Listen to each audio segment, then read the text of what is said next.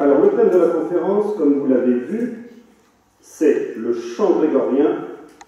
D'où vient-il et où va-t-il? Tout un programme. Le sujet, d'ailleurs, est immensément vaste et je ne pourrais, hélas, que l'effleurer. Déjà, nous avons commencé avec 10 minutes de retard. Le titre même de cet exposé vous donne les deux parties que je vous propose d'aborder, à savoir, d'abord vous sensibiliser à l'importance de ce chant dans l'histoire de la musique occidentale, établir ensuite un bilan de ce qu'est le chant grégorien de nos jours et dresser quelques perspectives d'avenir, les difficultés qui se dressent sur son chemin, mais l'espérance que l'on peut légitimement nourrir. L'auditorat que j'ai face à moi est inévitablement disparate, que me pardonnent ceux d'entre vous qui trouveront le sujet ardu, les termes parfois techniques, rassurez-vous, j'essaierai de les éviter, mais à l'opposé, d'autres pourront trouver l'approche un peu simplificatrice. D'où vient le chant grégorien? Quels sont ses héritages? Loin en amont, c'est l'héritage de la synagogue, appelée synagogale. La liturgie des églises chrétiennes est marquée, en effet, à l'origine, par son ascendance synagogale. Cette filiation de l'Église à la synagogue est parfaitement sensible dans la permanence de certaines formules psalmodiques et récitatives, ou encore de structures fondamentales dans le déroulement de la célébration. Alors j'ai eu l'occasion, il n'y a pas si longtemps, une quinzaine de jours, d'intervenir dans une radio, et nous avons eu un grand débat sur cette question. L'animateur me contredisait en disant que ce n'était pas vrai. Bon, j'avais donc fait quelques études et j'ai bien confirmé qu'il y avait réellement, le chant grégorien venait vraiment de la synagogue au sens historique. On peut d'ailleurs le voir rien qu'avec certains mots, termes qui sont restés dans notre liturgie, comme Hosanna, Amen, Alléluia, qui sont des termes bien sûr hébreux. Mais je pourrais développer cela, mais le temps ne me le permet pas. Deuxième héritage, c'est l'héritage byzantin, que l'on pourrait appeler basilical. Cette influence byzantine est incontestable avec l'essor dès le IVe siècle, à Milan en particulier, sous l'action de saint Ambroise, de liturgie qui intègre la vie publique en milieu urbain. Le culte des martyrs, la construction de basiliques, donnent lieu à des manifestations religieuses plus spectaculaires. C'est à cette époque que commencent les pèlerinages sur les lieux saints. Troisième héritage, l'héritage pontifical. Les manifestations religieuses seront de plus en plus centrées sur le personnage du pontife. L'exemple parfait en est bien sûr saint Grégoire le Grand, pape de 590 à 604. Le chant ecclésiastique est alors assuré par l'appareil clérical qui entoure le pontife. La scola cantorum se développe. La qualité du chant devient l'une des marques de la dignité que la présence du pontife confère à la liturgie précisément pontificale. Voilà donc en quelques mots les différents héritages que l'on peut déterminer. Voyons maintenant comment était réparti sur l'ensemble du continent européen ce chant grégorien. Chant grégorien, rappelons qu'il ne s'appelait pas encore comme cela. On parle alors de chant ecclésiastique, ou encore, une expression que nous utilisons d'ailleurs volontiers maintenant, de Bible chantée. Et c'était l'expression qui était utilisée à l'époque. L'expression la plus courante d'ailleurs est plein chant. Plein chant a tendance à devenir même maintenant synonyme. Alors, si j'ai le temps, je reviendrai sur la définition de ces deux termes, plein chant la nuance que l'on peut tout de même établir entre plein chant, actuellement en tout cas, entre plein chant et chant grégorien. Mais dans le courant de l'exposé, je choisirai les deux termes de façon équivalente. Essayons en tout cas de trouver la trace de cette monodie liturgique d'un point de vue géographique, maintenant, après l'avoir vu d'un point de vue historique. À l'époque carolingienne, ce qui correspond au haut Moyen-Âge occidental, les liturgies sont très diversifiées. On peut déceler principalement 5 répertoires dont les liturgies ont suffisamment de points communs pour être considérées comme des variantes d'un rameau principal.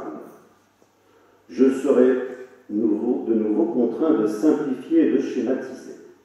Voyons les 5 principaux. Tout d'abord, le répertoire milanais.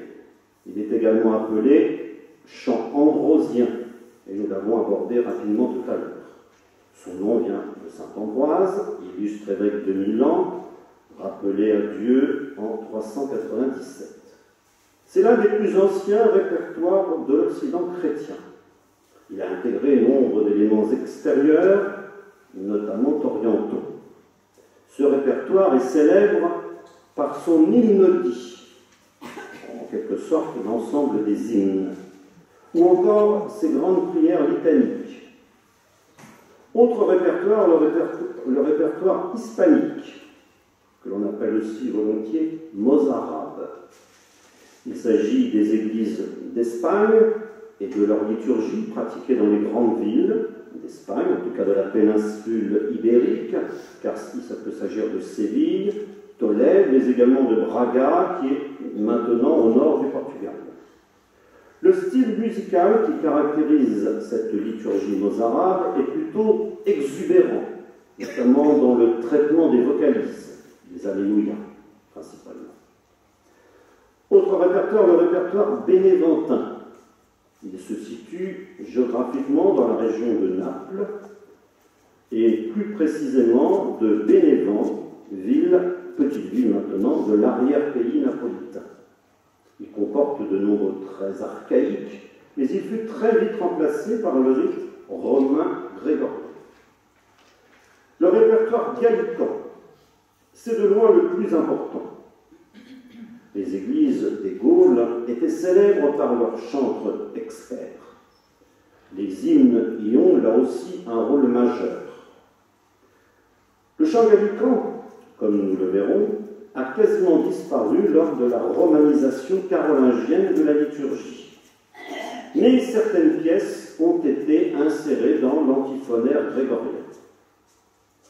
Les chanteurs ici présents pourront avoir une idée de cette influence, par exemple dans l'Alléluia Te Martyrum du commun de plusieurs martyrs, qui est typiquement d'origine gallicane, ou encore dans l'offertoire et les Gerunt de la messe de Saint-Étienne.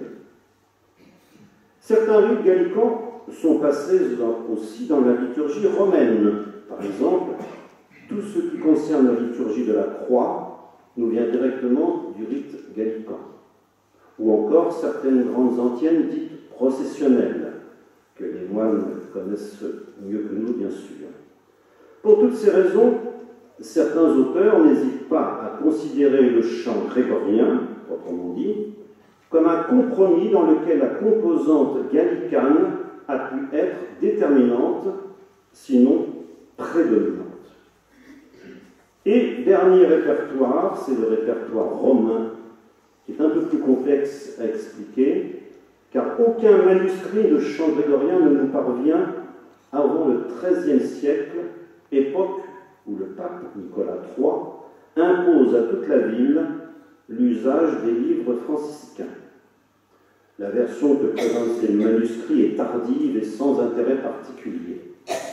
Donc là je passe parce qu'il est beaucoup plus difficile de déterminer vraiment ce répertoire romain.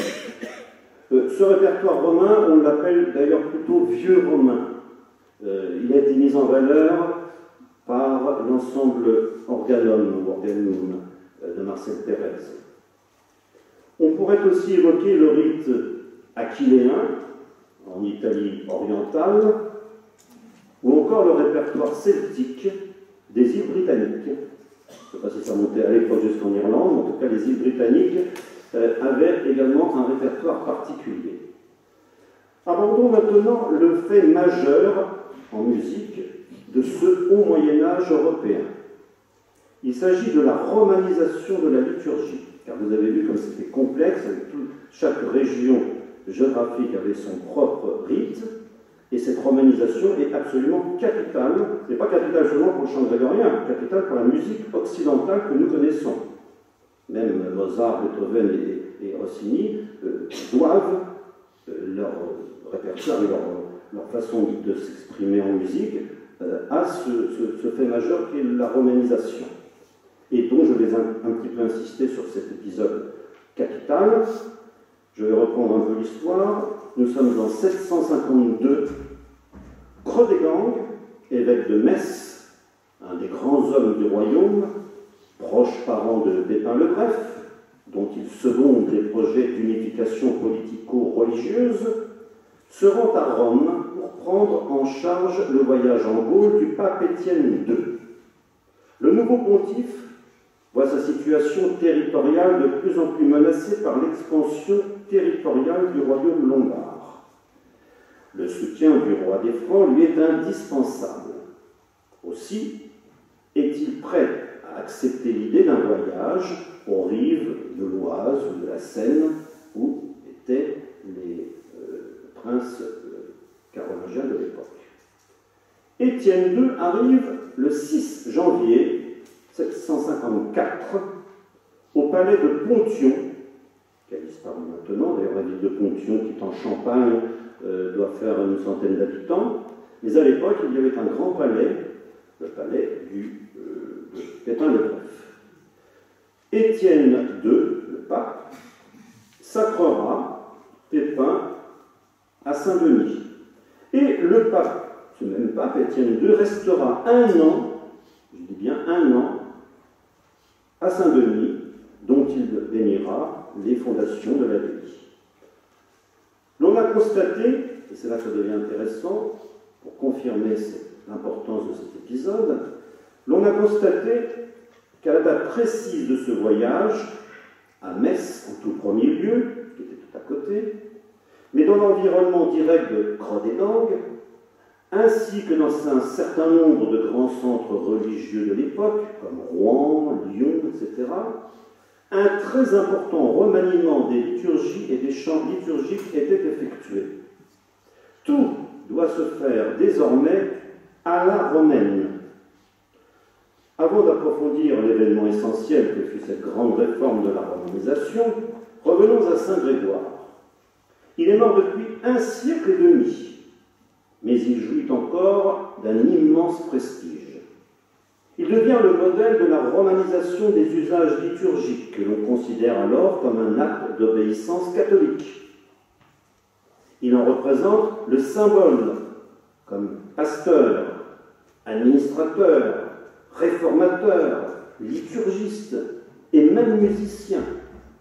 Bon, il est bien sûr difficile d'affirmer de façon péremptoire et définitive que saint Grégoire composa lui-même, mais il en conserva la réputation, et cette attribution donna une autorité sans rivale à la messe et à l'office venu de Rome. L'œuvre considérable de saint Grégoire est d'ailleurs immense. Insistons sur son attachement à donner aux cérémonies du culte une pompe extérieure pour qu'elles soient plus efficaces encore pour l'instruction et l'édification du peuple. Là aussi, je pourrais m'étendre sur tout ce qu'a fait saint Grégoire avec l'introduction de l'Alléluia au temps de l'Avent, etc. Passons. Cette grande réforme de la romanisation fut rendue nécessaire par la désorganisation extrême de la vie et de l'administration ecclésiastique dans la Gaule des derniers mérovingiens.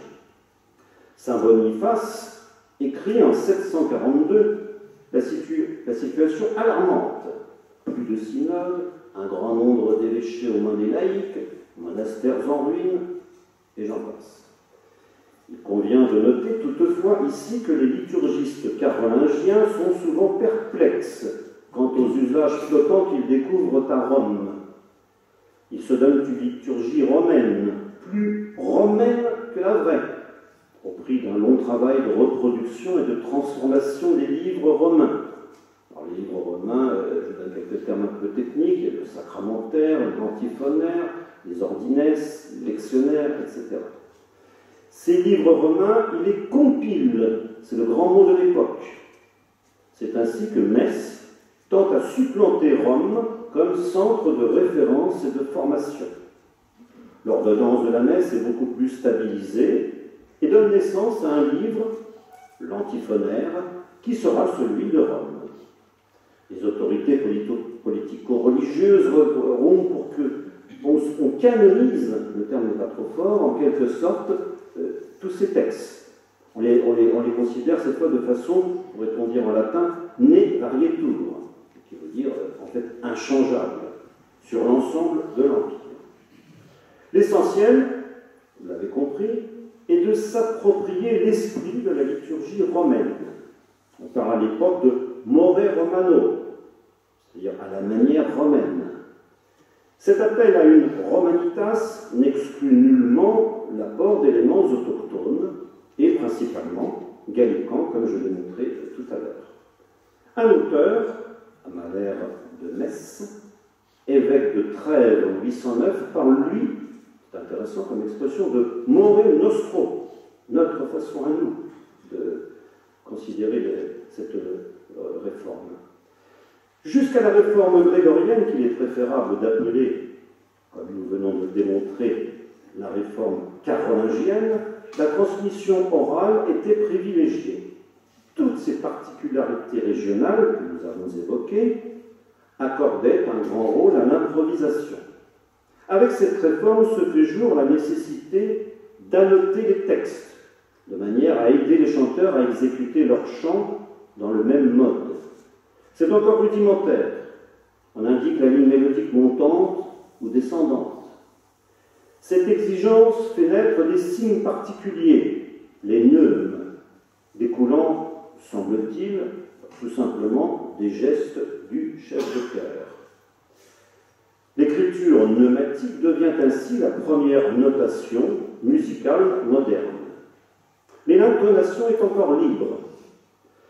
Dans le courant du Xe siècle, un moine, resté inconnu, eut l'idée de tracer une ligne représentant un son fixe, au-dessus et au-dessous de laquelle les neumes s'ordonnaient.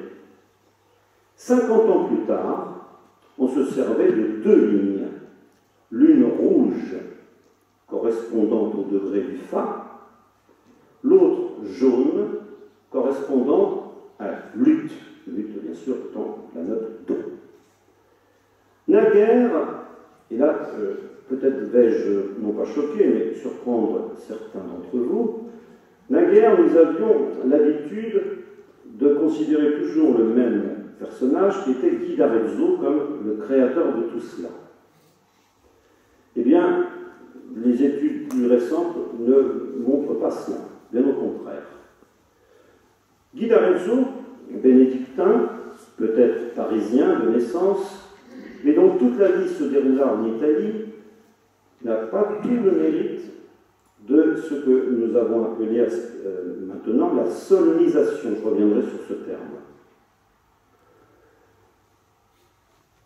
Guy d'Arezzo a toutefois éminemment contribué à perfectionner la portée en y ajoutant deux lignes. On avait déjà deux lignes, il en rajoute deux. Et là, il s'approche un peu de ce que, il s'approche réellement de ce que nous connaissons maintenant. Il rajoute une noire pour la ligne du La. Et la quatrième, curieusement, qui est tantôt rouge, tantôt noir, mais on est très hésitant encore à l'époque, en les espaçant régulièrement. Il préconisa encore un système assez malaisé de notation alphabétique dont on retrouve le souvenir dans la terminologie anglo-saxonne et allemande. A signifiant le La, B signifiant le Si, etc.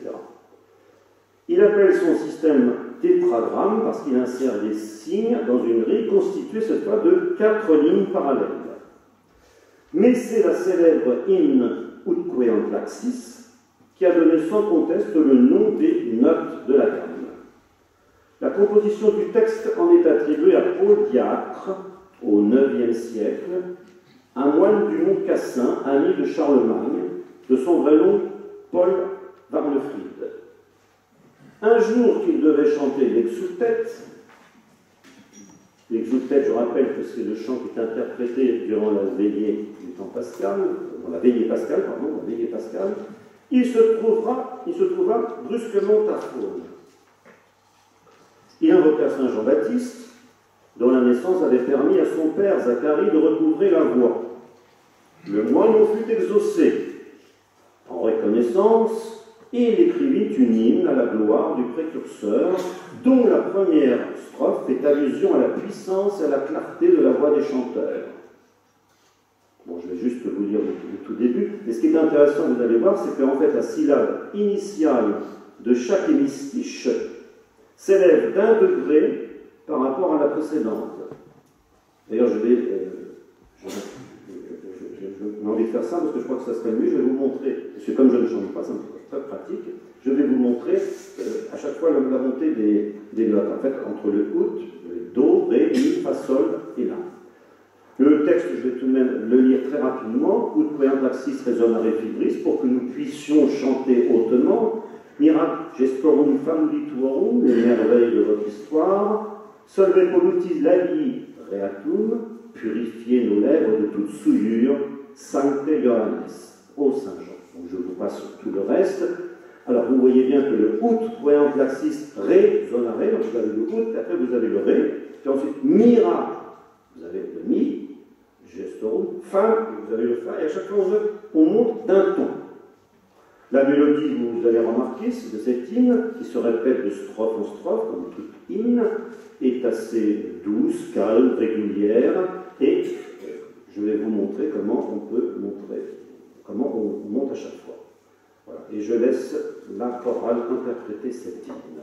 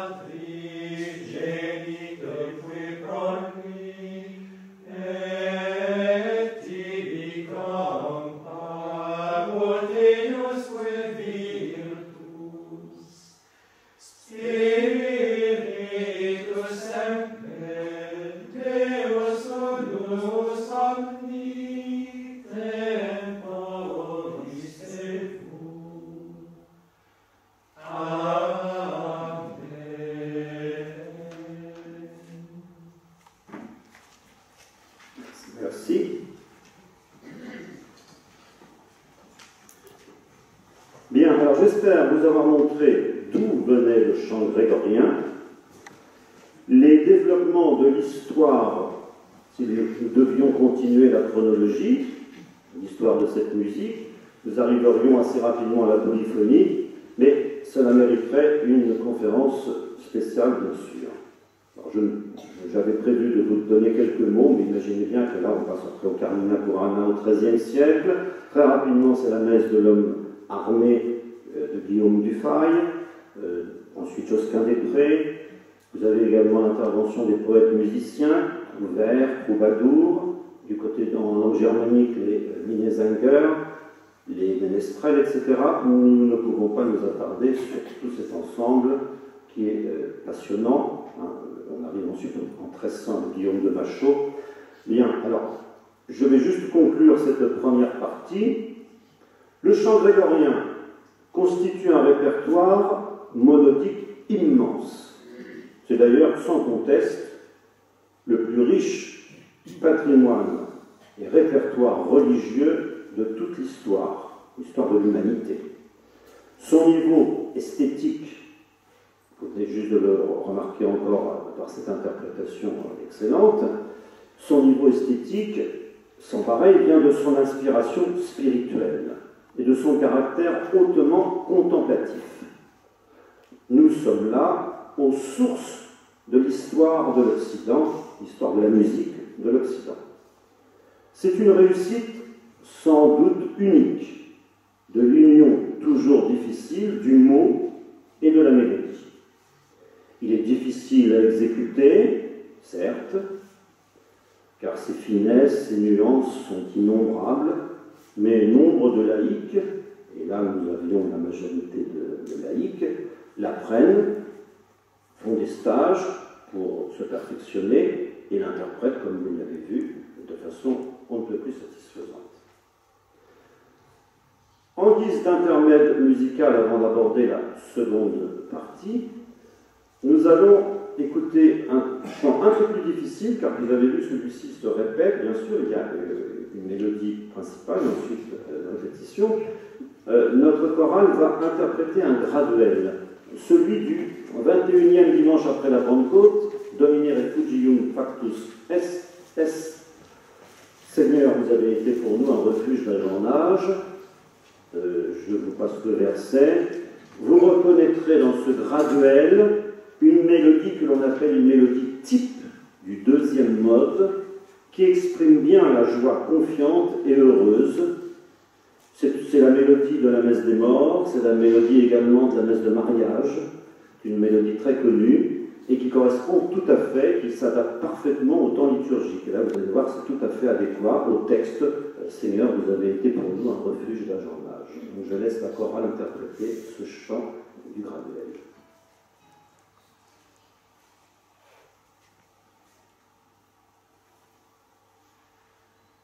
Oh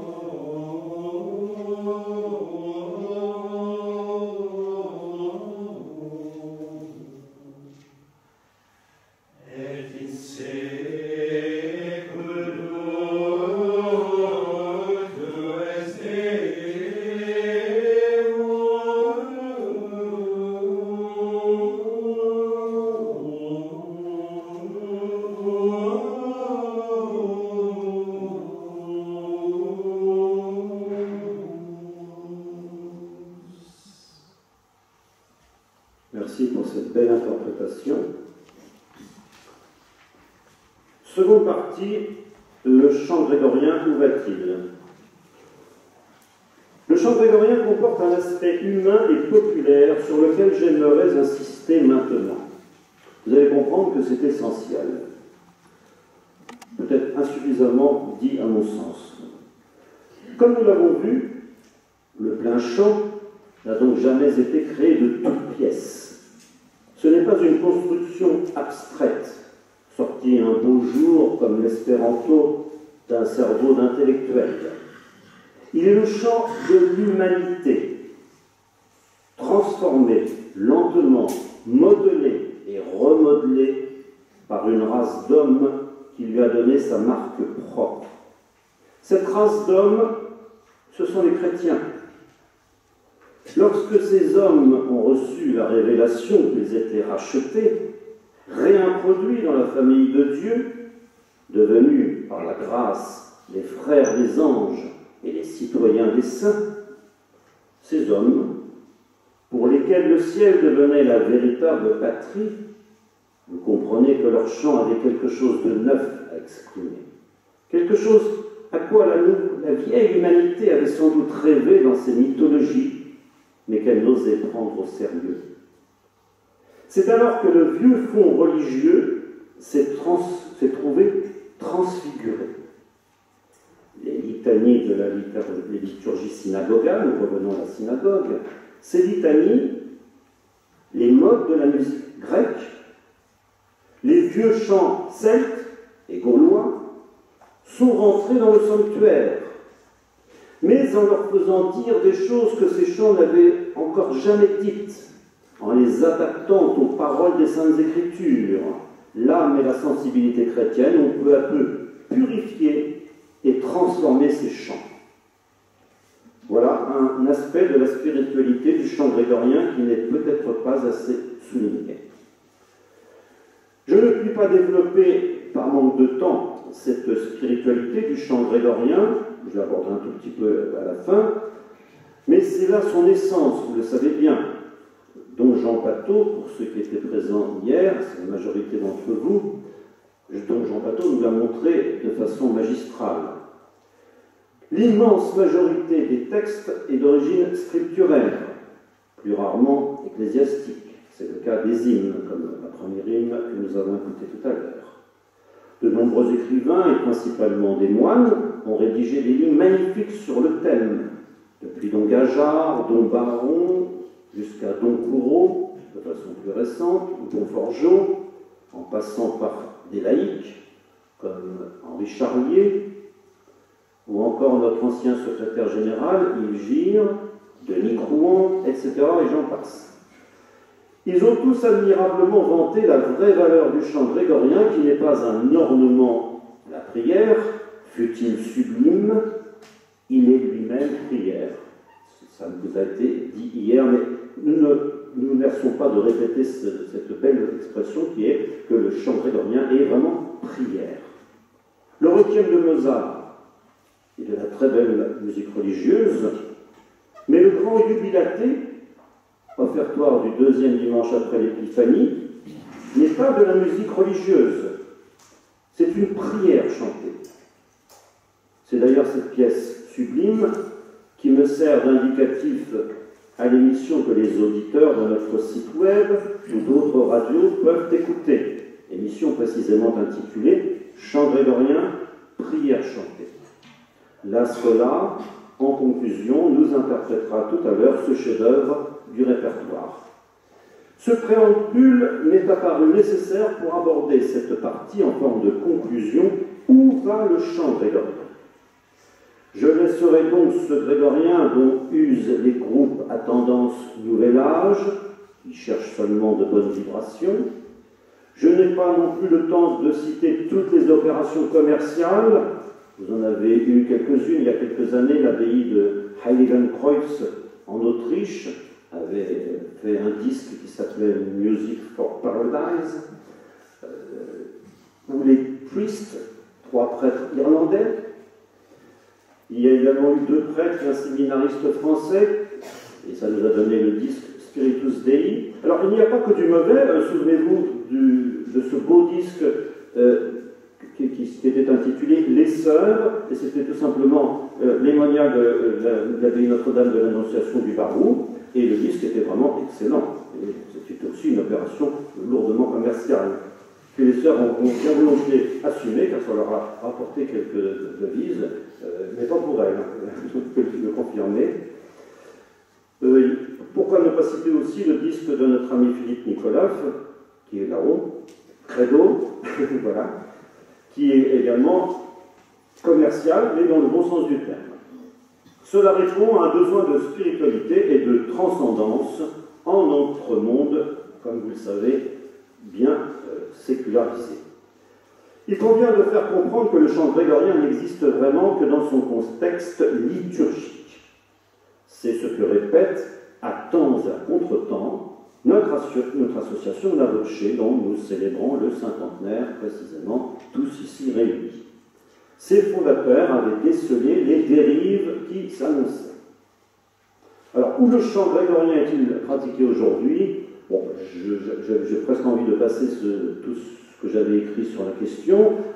Pour faire simple, il est chanté dans certaines paroisses, malheureusement trop rares, quand la messe est célébrée selon la forme ordinaire, mais elle n'est pas absente, et c'est assez rare.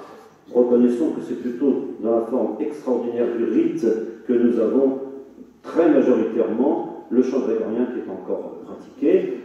Dans le cadre paroissial, par des fraternités, des instituts appelés Ecclesia Dei, comme l'Institut du Christ Roi ou la Fraternité Saint-Pierre, mais bien sûr aussi, il faut bien sûr rendre à César ce qui appartient à César, ce sont dans les abbayes traditionnelles que ce chant grégorien est le plus représenté, l'abbaye Notre-Dame de Fontgombault, l'abbaye de Trior, l'abbaye du Barou, de Randol, ou certains couvents comme chez Méré-le-Roi. Bon, je peux en oublier, mais vous voyez, le principe c'est cela. Et également dans toutes les chapelles et prieurés de la fraternité Saint-Pédis, où là le chant grégorien est également mis à l'honneur.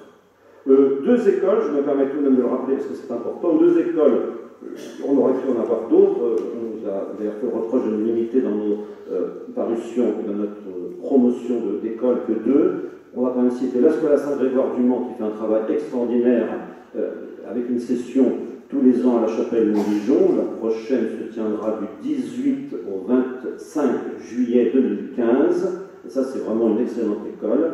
Ainsi que le centre grégorien Saint-Pédis, qui, dans le centre de la France, pas loin de Fontgombault, organise également des stages.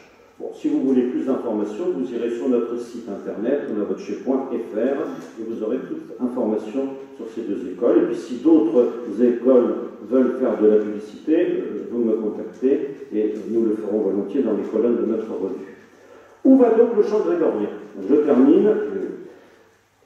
La perspective que nous n'encourageons pas, mais je vais tout de même la citer, certains compositeurs contemporains se sont intéressés au chant grégorien pour savoir si on peut l'accompagner. En effet, le chant grégorien est traditionnellement, comme vous le savez, monodique. Mais ces musiciens voulaient concilier, prétendument, tradition et polyphonie. Il y a eu un Québécois notamment, et curieusement un grand chef de chœur, qui était donc Georges Mercure, et qui a écrit en 1958 un ouvrage intitulé « Polyphonie grégorienne ». Il me semble un peu difficile d'allier les deux termes ensemble. Vous avez également un monsieur, Michel Prophète, le mal nommé, qui a écrit également une œuvre, Polyphonie grégorienne, qu'il a créée en 2005 à l'église Saint-Eustache à Paris. Bon, ça n'a pas dû faire grand bruit, car on l'a déjà oublié.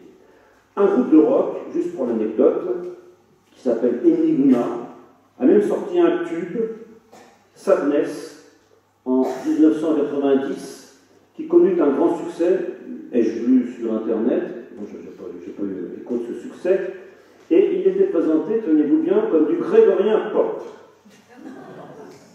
Trêve de plaisanterie, nous ne voulons pas jouer les Cassandres, le plein chant sera ce que nous en faisons. Il faut encourager ceux qui le promeuvent, et on a voce, vous l'avez compris, en fait partie.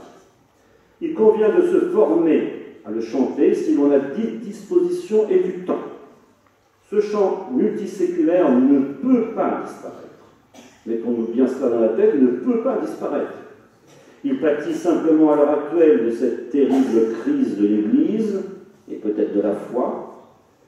Nous tentons tous de lutter, et la célébration du cinquantenaire de Noirmoutier en est la preuve, que ces grands débats dits de société, comme l'indispensable combat pour la vie, et contre la culture de mort auquel nous nous joindrons cet après-midi, n'occultent pas ce qui en fait le rend si proche de nous. C'est une musica qu'on pourrait qualifier de musica perennis, et qui, comme le disait si bien le grand maître de chœur de Solesmes, dont Joseph Verjard, excelle à prendre les âmes et à les introduire dans la région bienheureuse où Dieu les attend.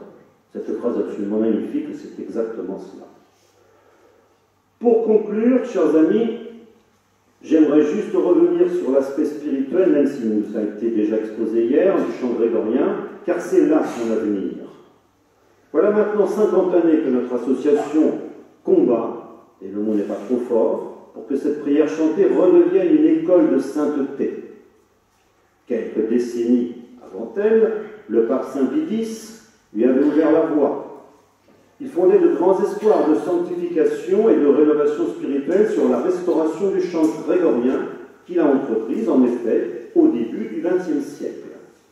Car en voulant rétablir dans sa pureté originelle le chant de Saint Grégoire, et en voulant le remettre en honneur dans la Sainte Liturgie, c'est bien une restauration spirituelle qu'il avait en vue. Tout restauré en Jésus-Christ, cette belle phrase. Plus encore qu'une restauration esthétique, déjà, certes, précieuse.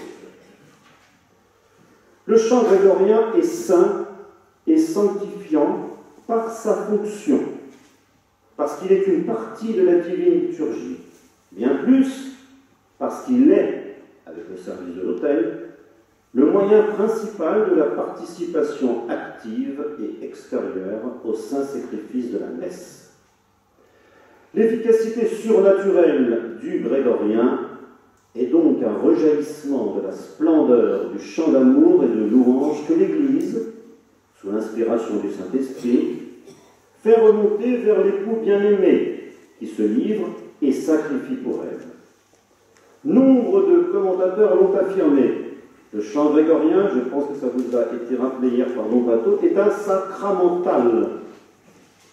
Achevons précisément avec cette pièce maîtresse, le grand jubilaté que j'évoquais tout à l'heure, cet offertoire du deuxième dimanche après l'Épiphanie. Je n'ai pas le temps de vous donner tout le texte, juste cette première phrase. Jubilate Deo universa terra, jubilé pour Dieu, terre entière, salmum dicite nomine eius, chantez un psaume à son nom. Alors vous allez voir, la première phrase est répétée 2 fois, Jubilate Deo universa terra, et la reprise contient une vocalise assez extraordinaire qui s'élève en un immense crescendo du do grave au fa aigu. La deuxième partie, je passe sur les petits détails, reprends les versets du psaume. Bon là je vais passer. Je préfère laisser tout de suite, non pas la parole, mais la voix aux choristes qui vont vous interpréter cette pièce absolument sublime.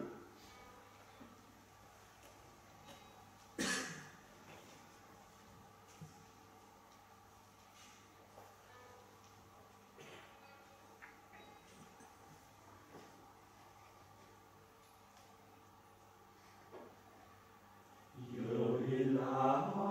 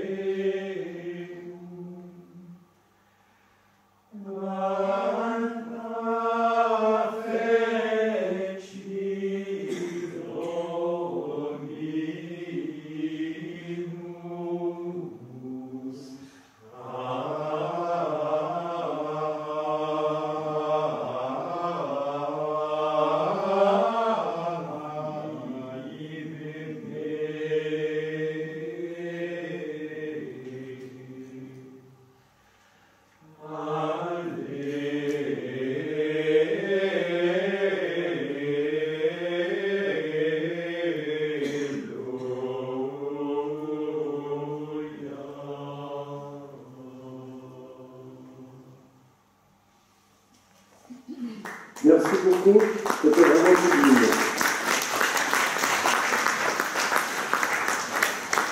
C'est vrai qu'on peut se permettre d'applaudir, on n'est pas à l'église.